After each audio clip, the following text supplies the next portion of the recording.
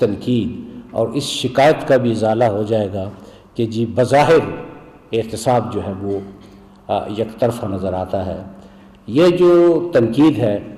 یا اس کے جو ناقدین ہیں، یہ جو الزام ہے، مطلب یہ اتفاق سے بالکل درست اس لیے نہیں ہے کہ وہ جماعتیں جو 30 سال 35 سال سے بر اقتدار رہیں اور وہ گروپ جن کو آئے ہوئے کچھ ماہ گزرے، تو کچھ نہ کچھ تو یہ دیکھنا ہوگا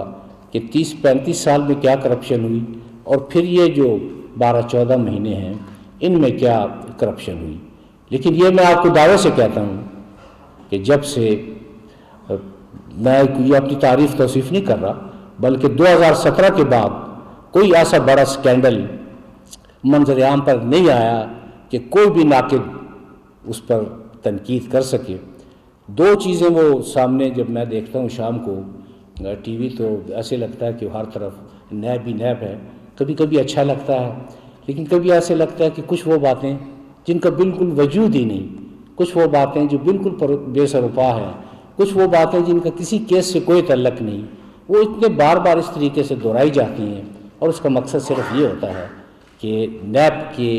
امیج کو خراب کیا جائے۔ تو ناظرین سے میری گزارش یہ ہے کہ جب پروردگار کسی کو عزت دیتا ہے تو کوئی بندہ اس کو خراب نہیں کر سکتا، آپ خواہ اس کے لیے کتنی بھی کوشش کیوں نہ کریں۔